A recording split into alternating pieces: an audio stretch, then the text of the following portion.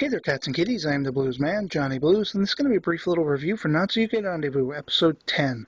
Quite an emotional torrent of an episode for me personally watching this, because I have been waiting for this for quite some time now. Basically, this is where we finally have the confrontation between Hazuki and Atsushi Shimao, both in the dream world and the real world, and we also have Roka finally getting some answers to her long-standing questions. The way this episode ends, we still have a couple questions hanging overhead, but this was a pinnacle turning point in this series.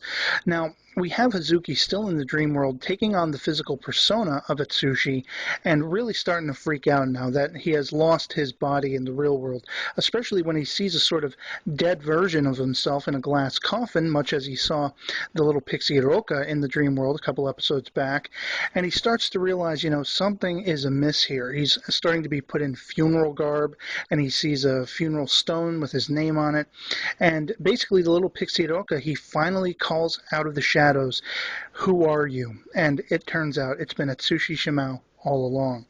Now, this is what I have been, thinking along the lines of that somehow Shimao is kind of sort of trying to test Hazuki, to see how great his resolve is, to see if his feelings for Roka go beyond just, physical attraction and meaningless puppy love, that kind of thing, and if he really, truly wants to fight for his wife.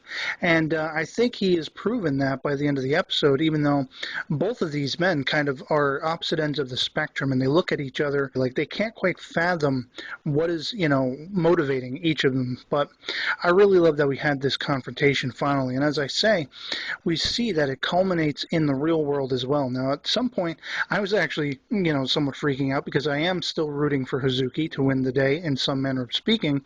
And when he seems to become a floating spirit, much like Atsushi has been since the beginning of the series, I thought all bets were off. I thought that was pretty much it. But as it turns out, and Hazuki figured this out himself, he was put in a sort of stasis in that dream world, which all originates from Atsushi's notebook, where he drew all these things and basically comes from his imagination. So that stasis basically keeps him in a sort of free-floating form. He gets to get a taste of what Atsushi has been going through for the 3 years since his death. And so, of course, Roka is trying to piece this together. She knows this man inhabiting the younger man's body that she's been spending time with and fallen for is actually now the, spirit of her husband. And she basically asks him, she wants to know, how long have you been here inside this younger man's body? This man that I have also fallen in love with. And thankfully, we didn't have to wait until the next episode to see these answers get resolved. Basically, Atsushi tells her, I was the one who was with you all of these occasions when you thought you were, spending the night with Hazuki. It was actually me, and this, that, and the other thing. And finally, we have Hazuki overseeing this entire conversation. And it's somewhat comical because he is realizing what, Shimao has done to his body, chopped all his hair off, gotten him glasses, acting very differently in his guise. And I thought that was somewhat humorous because that realization, of course, is going to be stunning to him. But at the same time, I'm very happy that it seems like Shimao has finally really made the decision. He starts to speak in terms of past tense, like this is going to be our last meal, and I'm going to be moving on.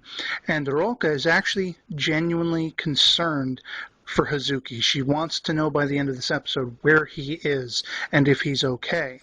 And so there was a little bit of an ominous moment that really got me, goose pimply, if you will, because there's this moment where Atsushi and Hazuki are facing off in the real world, Hazuki much the ghost that Atsushi once was, and Atsushi basically says something along the lines of, I could, for all intents and purposes, take my wife with me to the afterlife, and then hand the baton over to you, give you back your body, and make it look like you killed her. And I was really freaked out by that statement because that seems to touch back on all of those moments that have really rubbed me the wrong way with Atsushi. He just seems to have a malevolence to him, and I think it's probably deserved considering all the things that he lost, but still, it's very unnerving. And even when they're in the dream world and you see that sort of stormy cliff that Atsushi pushes Hazuki over, the lightning and everything like that just was very ominous and very freaky, and I was sure it was basically solidifying that Hazuki was screwed, that he was going to be stuck, losing his body, and essentially be dead before his time. But my flavor for this series has been renewed by the end of this episode because it seems, like I say, as though Tsushi Shimao is ready to move on. And the question remains, how will Roka deal with this? Will she be okay? Will she finally be ready to move on, having had one last glimpse of her husband and some time spent with him? And I'm just astounded by this episode to culminate. I mean, of course, we still have a little more to go, presumably in one episode left, but it was just a tremendous episode with lots of things weighing it down, but opening up at the end like a blooming flower. I cannot wait to see how this all culminates. And I'd love to hear from you guys in the comments below or as a video response what you thought of it as well. And for now, that'll be it from me. So I'll catch you later. Peace.